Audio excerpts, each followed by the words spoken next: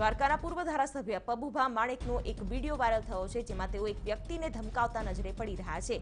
આ વિડીયો મતદાન પહેલાનો છે। વિડીયોમાં પબુભા માણેક કલ્યાણપુર તાલુકાના હાબરડી ગામમાં પ્રચાર માટે ગયા હતા। પબુભા લોકો આગળ મતની અપીલ કરી રહ્યા હતા। રાધનપુરના ધારાસભ્ય અલ્પેશ ઠાકોર હવે ફરી આંદોલન માર્ગે વળશે। TV9 સાથેની મુલાકાતમાં હુંકાર કર્યો હતો અને ફરીથી જનતાના પ્રશ્નોને લઈને રસ્તા પર આવશે તેમ પણ જણાવ્યું હતું। કોંગ્રેસનું નામ લીધા વિના અલ્પેશ ઠાકોરે કહ્યું કે અમને જે લોકોએ છેતર્યા છે અને વિશ્વાસઘાત કર્યો છે તેવા લોકોને જનતા આ ચૂંટણીમાં જડબાતોડ જવાબ આપશે। તેમણે કોંગ્રેસનું નામ ન લીધું, પરંતુ કહ્યું કે અમારી સાથે જે વ્યવહાર થયો છે તેનો જનતા જડબાતોડ જવાબ આપશે।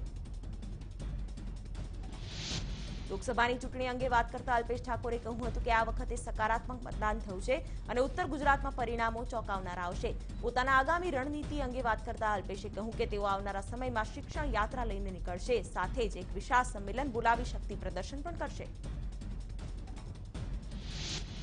અમદાવાદની ગુજરાત કોલેજ તેમજ LD એન્જિનિયરિંગ કોલેજમાં અલગ અલગ વિધાનસભા બેઠકો મુજબ EVM તેમજ VVPAT મશીનોને સ્ટ્રોંગ રૂમમાં મૂકી દેવામાં આવ્યા છે।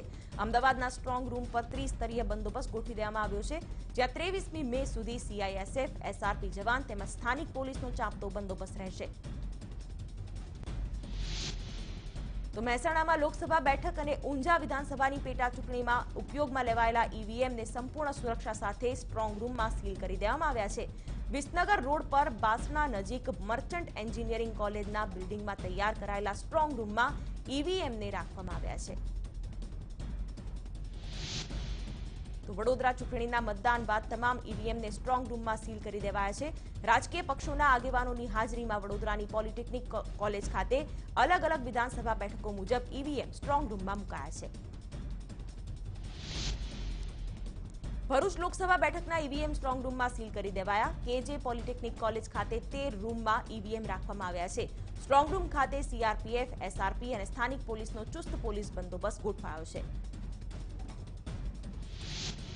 અમદાવાદના બાવળાના બાપુપુરાના બૂથમાં બોગસ મતદાન કરાવ્યાનો વિડીયો સામે આવ્યો છે। બૂથમાં રહેલા ઉમેદવારના એજન્ટને મતદાન કરવામાં બાકી રહેલા મતદારના નામ પૂછીને બોગસ મતદાન કરવામાં આવ્યું। બોગસ મતદાન કરાવનાર જીતેન્દ્ર ચૌહાણ જિલ્લા પંચાયતના પ્રમુખ છે। બનાસકાંઠામાં થરાદના ભાચર ગામનો ખોટા મતદાનનો વિડીયો વાયરલ થયો। વિડીયોમાં મહિલા સાથે એજન્ટે મતદાન કર્યું હોવાની ફરિયાદ કરવામાં આવી છે। વડોદરામાં ડભોઈના શીતળાઈ તળાવમાં નાહવા પડેલા યુવાનનું ડૂબી જવાથી મોત થયું। સ્થાનિકોને ઘટનાની જાણ થતાં ફાયર વિભાગને જાણ કરવામાં આવી અને મૃતદેહને બહાર કાઢવામાં આવ્યો।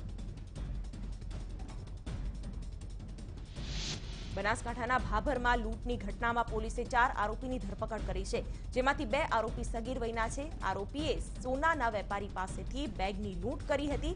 બેગમાં 19,25,000નો મુદ્દામાલ હતો।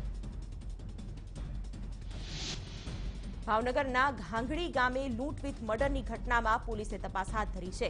મંગળવારે રાત્રે 4 અજાણ્યા શખ્સોએ નિંદ્રાધીન પતિ પત્ની પર હુમલો કર્યો હતો। લૂંટારુઓએ દંપતીની હત્યા કરી પહેરેલા ચાંદીના દાગીનાની લૂંટ ચલાવી ફરાર। અમદાવાદના હાટકેશ્વરમાં અસામાજિક તત્વોનો આતંક સામે આવ્યો છે। 5 જેટલા શખ્સોએ એક યુવક પર તીક્ષ્ણ હથિયારના ઘા માર્યા હતા અને ત્યારબાદ રસ્તા પરના વાહનોમાં તોડફોડ કરી હતી। સ્થાનિકોએ પોલીસમાં ફરિયાદ નોંધાવી છે, જેના આધારે પોલીસે તપાસ હાથ ધરી છે। સુરતના કતારગામ વિસ્તારમાં આવેલા 2 હીરાના કારખાનેદારો સાથે કુલ ₹1,36,00,000થી વધુની છેતરપિંડી થયાની 2 અલગ અલગ ફરિયાદ પોલીસ મથકે નોંધાઈ છે, જેમાં એક ફરિયાદ સુરતની જાણીતી ડાયમંડ કંપની ધર્મનંદન સાથે થયેલી છેતરપિંડીની છે, જ્યારે કે કતારગામના કોશિયા બંધુની શ્યામંતક ડાયમંડ નામની હીરાની પેઢીએ આ છેતરપિંડી આચરી છે। સુરતના બેઠી કોલેજમાં આવેલી એક દુકાનમાં તસ્કરોએ હાથફેરો કર્યો હતો। દુકાનમાં રહેલા ડ્રાયફ્રૂટની તસ્કરોએ ચોરી કરી હતી। કુલ 3,91,000ના મુદ્દામાલની ચોરી કરી તસ્કરો નાસી છૂટ્યા હતા। ચોરીની સમગ્ર ઘટના CCTVમાં કેદ।